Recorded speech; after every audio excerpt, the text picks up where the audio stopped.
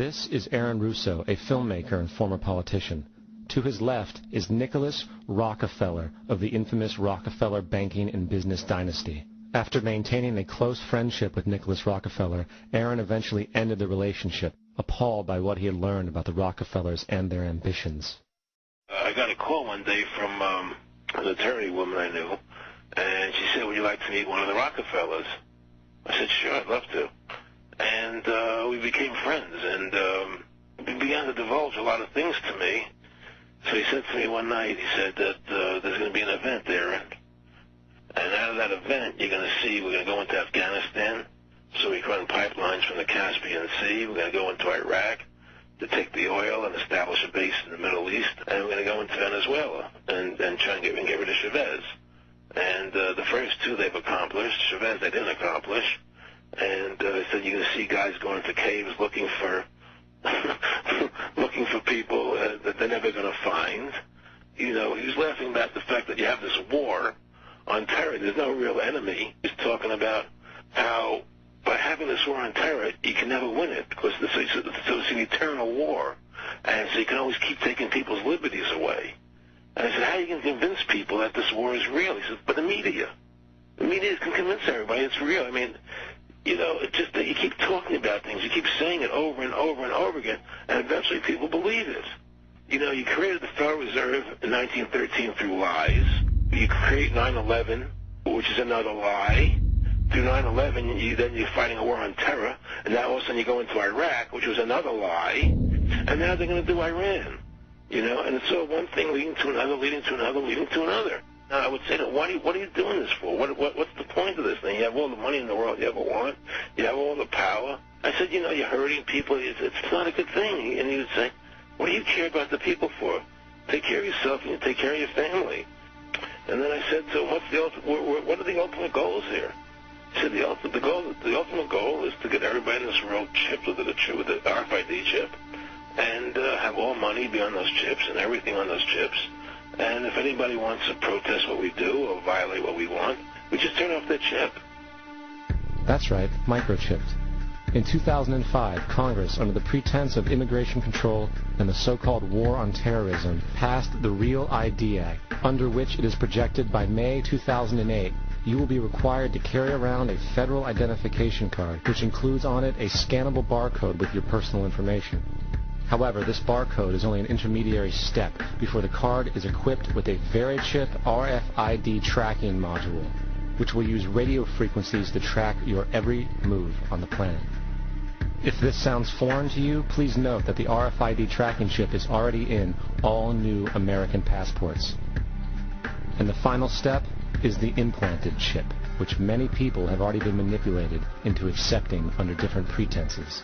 We have a Florida family who are really pioneers in a brave new world. They have volunteered to be the first ever to have microchip identification devices implanted into their body. After 9/11, I was really concerned with the security of my family. I wouldn't mind having something planted permanently in my arm that would identify me. In the end, everybody will be locked into a monitored control grid where every single action you perform is documented. And if you get out of line, they can just turn off your chip, for at that point in time, every single aspect of society will revolve around interactions with the chips. This is the picture that is painted for the future if you open your eyes to see it. A centralized one-world economy where everyone's moves and everyone's transactions are tracked and monitored, all rights removed. The most incredible aspect of all. These totalitarian elements will not be forced upon the people. The people will demand them. For the social manipulation of society through the generation of fear and division has completely detached humans from their sense of power and reality. A process which has been going on for centuries, if not millennia. Religion, patriotism, race, wealth, class, and every other form of arbitrary, separatist identification and thus conceit has served to create a controlled population, utterly malleable in the hands of the few.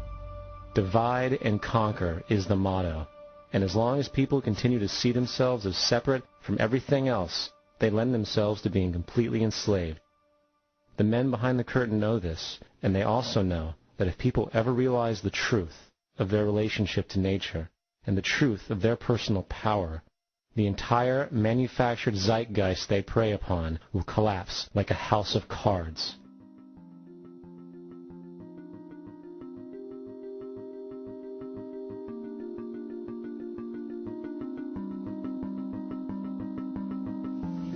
The whole system that we live in drills into us that we're powerless, that we're weak, that our society is evil, that it's private, etc., and so forth.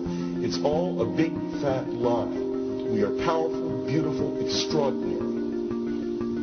There is no reason why we cannot understand who we truly are, where we are going. There is no reason why the average individual cannot be fully empowered. We are incredibly powerful beings.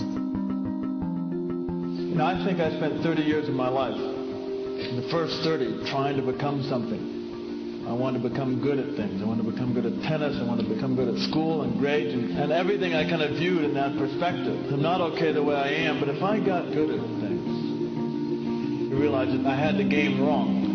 The game was to find out what I already was.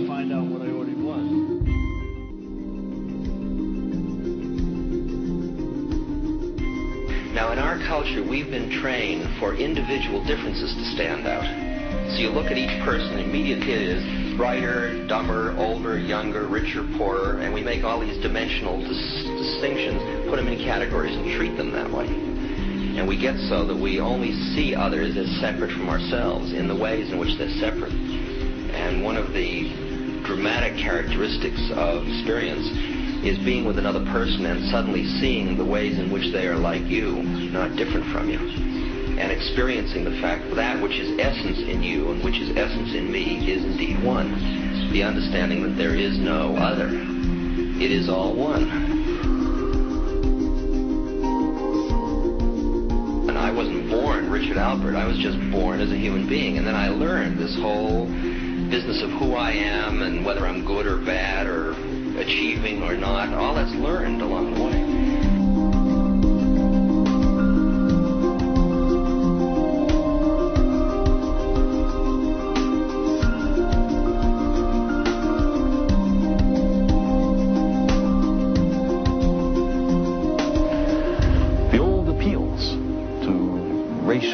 Sexual, religious chauvinism, to rabid nationalist fervor are beginning not to work. A new consciousness is developing which sees the earth as a single organism and recognizes that an organism at war with itself is doomed.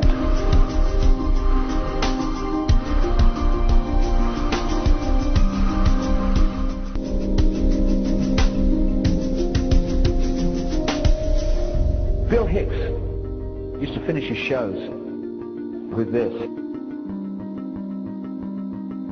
Life's like a ride in an amusement park. And when you go on it, you think it's real, because that's how powerful our minds are. And the ride goes up and down and round and round. It has thrills and chills, and it's very brightly colored. And it's very loud, and it's fun for a while.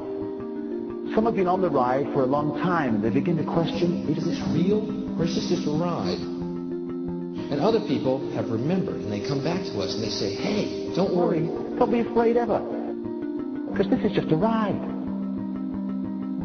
And we kill those people. Shut him up. I've got a lot invested in this ride. Shut him up. Look at my furrows of worry. Look at my big bank account and my family. This has to be real. It's just a ride. But we'll kill those good guys who try and tell us that. You ever notice that? And let the demons run amok? But it doesn't matter, because it's just a ride, and we can change it anytime we want. It's only a choice. No effort, no work, no job, no savings of money. Just a choice right now between fear and love.